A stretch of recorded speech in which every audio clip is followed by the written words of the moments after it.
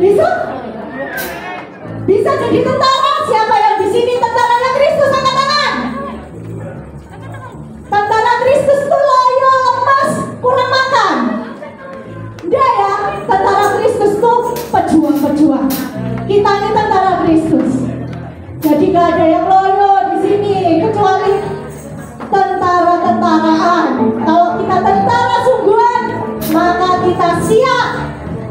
Kalau kita lihat iblis, musuhnya kita, serangan-serangan apapun yang iblis lontarkan pada kita, panah-panah berapi yang iblis lontarkan pada kita, itu gak bisa masuk di pada kita ya. Sebab kita ini tentara Kristus, kita berjaga-jaga terus, bersedia terus. Karena iblis itu kan mengaum-ngaum, seperti singa yang mengaum-ngaum mencari mangsa yang sudah siap diterkam sama dia.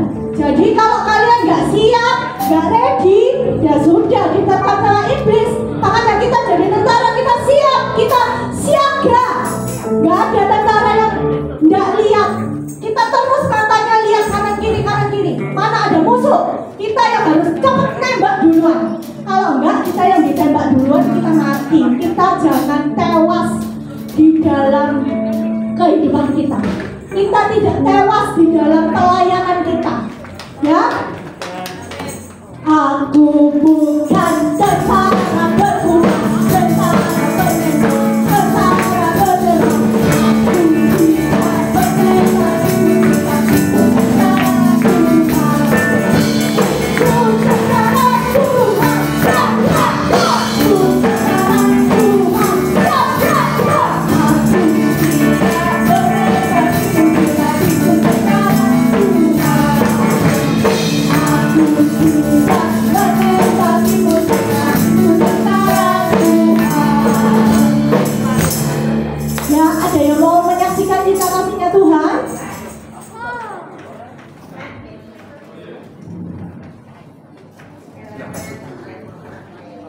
ya silakan duduk dulu ya saudara. Kalau belum ada Anda yang menyaksikan kita kasih Tuhan.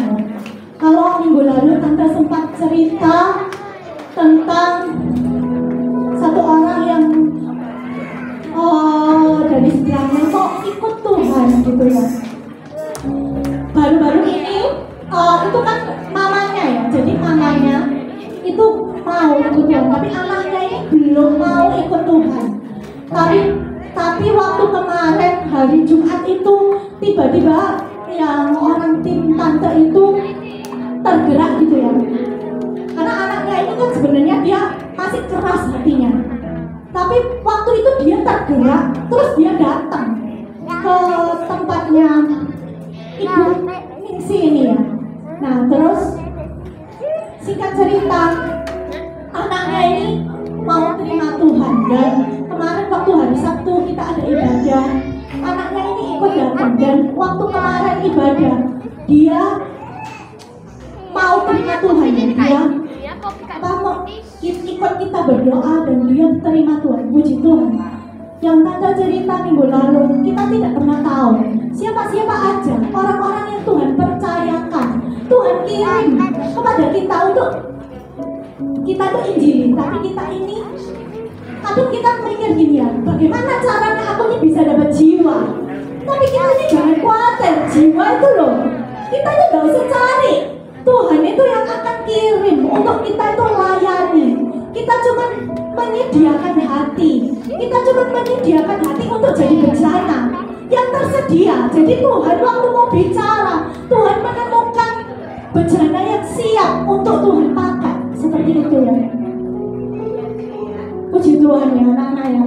Saya lihat bahkan Tante Mary sendiri merasa diberkati ya. Tante Mary melihat kebaikan demi kebaikan Tuhan yang Tuhan nyatakan lewat orang-orang ini ya.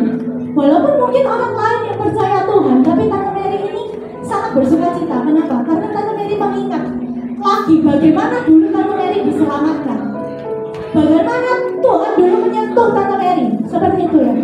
Jadi Tante Mary ingat kasih karunia yang begitu besar untuk Tante Mary. Ada lagi yang mau nyambung kesaksian?